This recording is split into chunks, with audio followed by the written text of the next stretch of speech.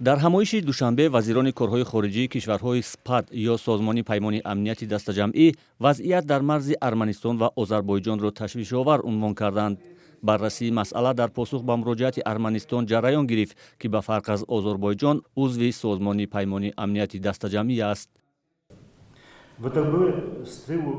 созмони паймони амнияти дастаҷамъӣ бо нигаронӣ ва хеле ҷиддӣ ҷараёни вазъият дар минтақаҳои муносиби вилояти Сионикси Арманистонро назорат мекунад.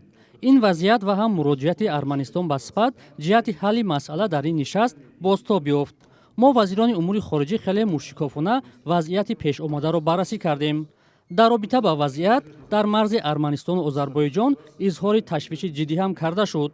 албатта иқдомҳои ҷонибҳо барои худдорӣ аз истифодаи нерӯ ва ҳалли сулҳомези мушкил истиқбол карда мешавад. раҳбари СПАД ё Созмони паймони амнияти дастаҷамъӣ ҷузъиёт надод ва нагуфт дар ин бобат кишварҳои узв ба чӣ қарор расидаанд.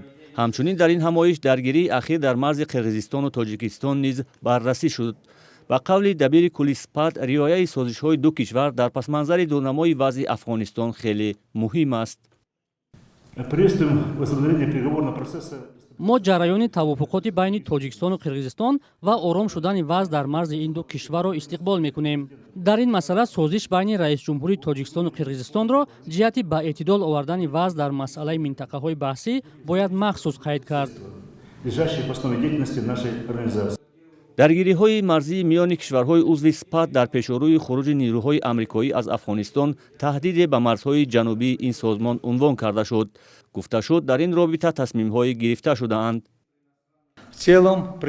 дар маҷмӯъ мо ба андешаи муштараке расидем, ки тақвияти марзҳои ҷанубии СПАД хеле муҳим аст. дар ин росто тадбирҳои зарурӣ андешида истодаем. бо вуҷуди хушбиниҳо ва эъломияҳо, коршиносон саҳми паймонро дар ҳалли низоъҳои байни аъзои он номуассир хонда мегӯянд, ин созмон борҳо заъфи худро дар чунин ҳолатҳо ба намоиш гузоштааст.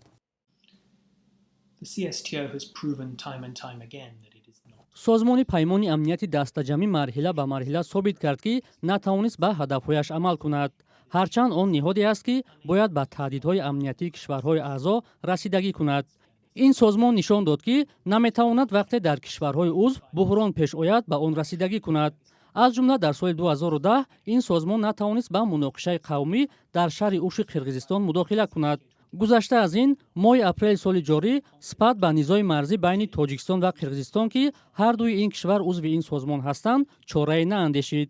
мо ҳамчунон дидем, ки кишвари аъзои СПАД Арманистон дар моҳи ноябри соли гузашта бо Озарбойҷон вориди даргирӣ шуд ва ин ниҳод натавонист коре анҷом диҳад. созмони паймони амнияти дастаҷамъиро кишварҳои пасушӯравӣ дар соли 1992 таъсис дода, ҳоло Қирғизистон, Қазоқистон, Русия, Тоҷикистон, Арманистон ва Белорус узви он ҳастанд. созмони паймони амнияти дастаҷамъӣ бо ҳадафи тақвияти сулҳ, амнияту устуворӣ дар минтақа ва ҷаҳон, ҳифзи дастаҷамъии истиқлол, ягонагии марзӣ ва тамомияти арзии кишварҳои узв таъсис шудааст. чанд вақт пеш ин ниҳод изҳор дошт, ки дар ҳалли низои миёни Озарбойҷону Арманистон саҳм гирифтааст.